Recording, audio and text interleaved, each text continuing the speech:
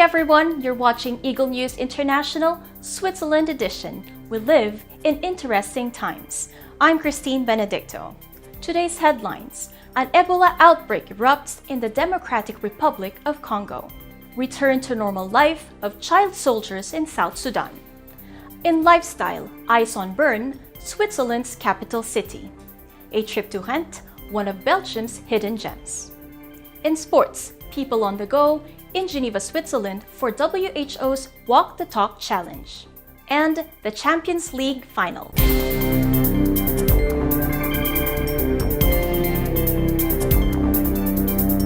More than 50 cases, including at least 25 fatalities.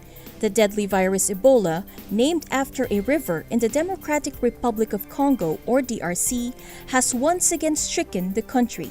This is the 9th outbreak to hit the DRC since the virus was first identified there in 1976. Known to be one of the deadliest diseases in the world, Ebola can kill up to 90% of infected individuals. Its natural carrier is believed to be the African fruit bat. Animals such as gorillas, monkeys, antelopes, and porcupines are also thought to catch and spread the disease. Some of the symptoms include severe fever, muscle pain, headaches, and weakness, which can then worsen into diarrhea, kidney and liver failure, as well as internal and external bleeding, leaving the body's immune system extremely vulnerable. Spread through an infected person's blood, body fluids, and tissues, Ebola symptoms start to appear after a period of 2 to 21 days. The outbreak was declared in a remote area called Bikoro and has spread to the city of Bandaka. The World Health Organization, together with local authorities, are working to contain the outbreak and have launched a vaccination campaign using unlicensed vaccine. The use of therapeutic regimens, 5 unlicensed drugs, is also being considered. We can't conclude that we have safeguarded the city of Bandaka, but we can say that so far there has not been an explosive increase in cases. So that's a positive sign and a positive development. We have reason to be cautiously optimistic. It doesn't mean there won't be more cases, but the fact is we started vaccination on May the 21st and we haven't seen an explosive increase in cases. Caution, however, remains high as the spread of the disease is not impossible. We don't want to be on the back foot in case there is a case in surrounding countries, and of course we're particularly worried about the countries with the least capacity. In South Sudan, child soldiers are putting down their weapons with the hope of returning to a normal life. Over 200 child soldiers have been released with the hope of returning to their families and starting over.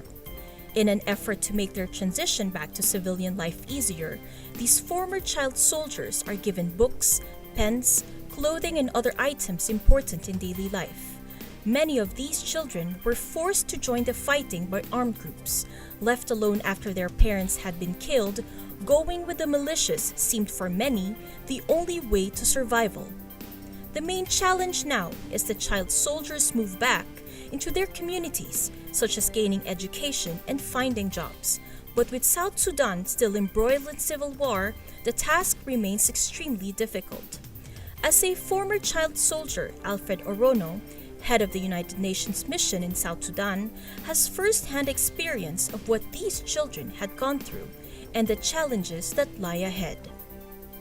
It does not make sense for someone to say that they are defending the rights of the children and that's why they are fighting, or they are defending the future of the children and that's why they are fighting. They are defending the future of the country and that's why they are fighting. But you cannot defend the future if you are destroying the future, because children are the future. So let us work together, shoulder to shoulder, and ensure that we make our words into actions. More child soldiers are hoping for this chance for a new life. So far this year, 728 have been released, including 185 girls. For Eagle News International, I'm Christine Benedicto, 1 with 25. Those were today's news headlines. Stay tuned for lifestyle and sports.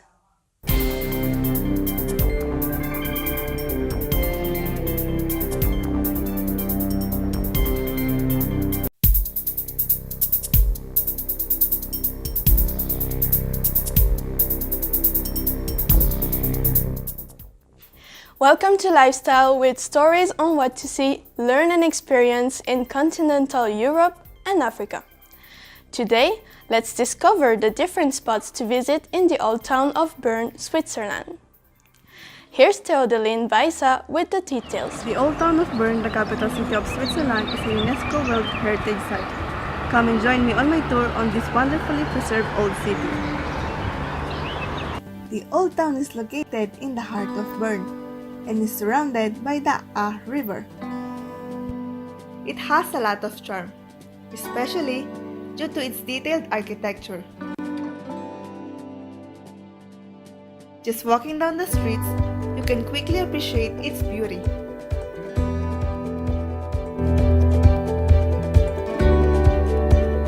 Here are some tourist spots that you don't want to miss when visiting Bern. Lager, House of Parliament or Federal Palace, City Fountain,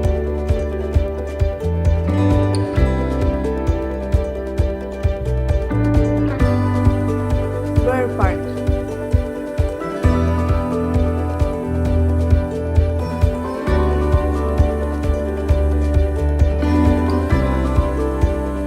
River,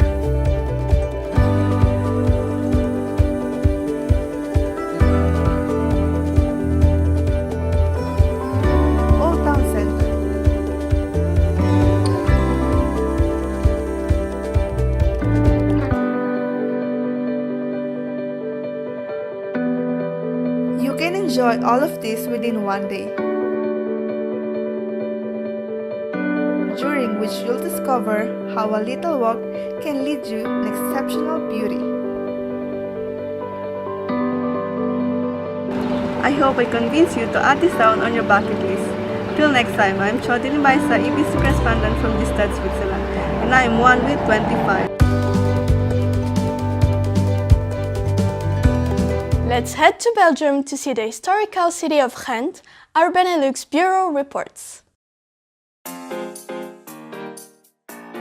By boat, by bike or on foot, enjoy the many places that the city of Ghent has to offer.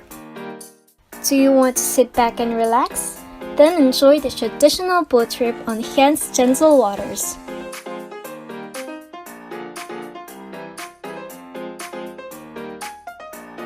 Or would you rather be more active? Tour the city by bike or on foot without any worries. The city is car-free and tailor-made for pedestrian and cyclists.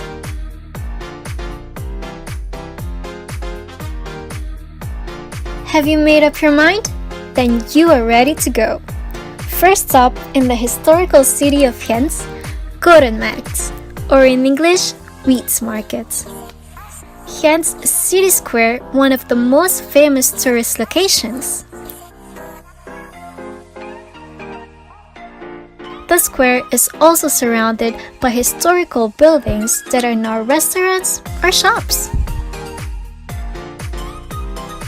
Next is Sint-Veerleplein, where a lion holding the flag of Flanders is to be seen, which represents the Flemish community.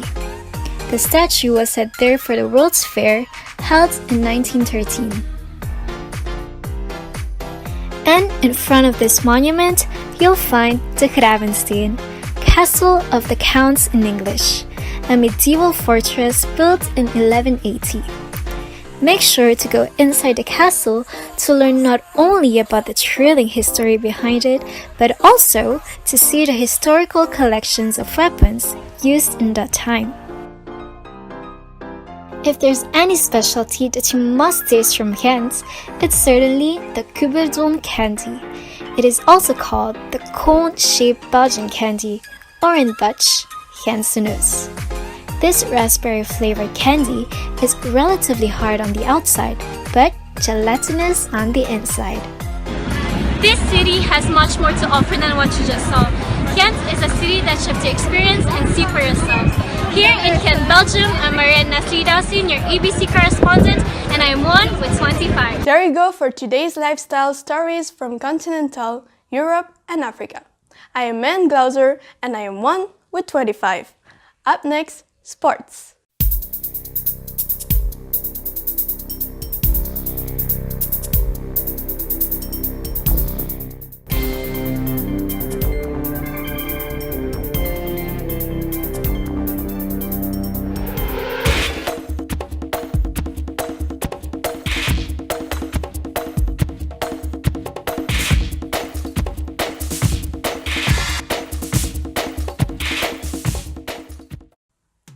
Hi, I'm John Kevin Closer for our sports news. Today, let's head to an event promoting physical activity in Geneva, Switzerland. Let's hear from Jim Hippolito. Whether you're into walking, running, or jogging, or any activity that involves moving around, here's an event for you. Take on the Walk the Talk Challenge of the World Health Organization, or WHO, in Geneva, Switzerland. This event is a free walk or run, open to people of all ages and even with disabilities.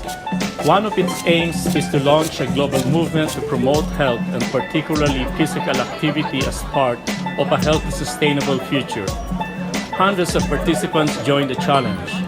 The participants will choose 3 different distances to reach the finish line, 3, 5, or 8 kilometers, at any pace on foot by running or walking or on a wheelchair. The route started and ended at Place des Nations by the United Nations Broken Chair. After the walk, all the participants were invited to join the yoga session. The event ended with fun activities in a cheerful and energetic environment. For a happier and healthier life, take the time to move around. There are many ways to staying fit. From Geneva, Switzerland, I'm Jim Hippolito, and I'm one with 25. After walking and running, football is the other sport trending at the moment. Kyle Benedicto talks about the Champions League final. The final of the Champions League took place in Kiev, Ukraine, where Real Madrid and Liverpool faced each other. Real Madrid were crowned champions after defeating Liverpool 3-1, making them Champions League winners in 3 consecutive years. The goals only came in the second half, but in the first half, Mohamed Salah of Liverpool was subbed off because of an injury, and Carvajal of Real Madrid was also taken off due to an injury. The first goal was scored by Benzema, due to a mistake by Liverpool goalkeeper, Karius. But Liverpool were able to equalize not long after, with Mane scoring. Gareth Bale scored the second goal for Madrid after being subbed on. Karius committed another mistake, which led to the last goal of the game, and was scored by Gareth Bale. From Geneva, Switzerland, I'm Kyle Benedicto, and I'm one with 25. That's it for today's sports news. I'm John Kevin Closer, and I'm one with 25. That is today's Eagle News International Switzerland edition. Thank you for watching, and join us again next time as we bring news that matters to you.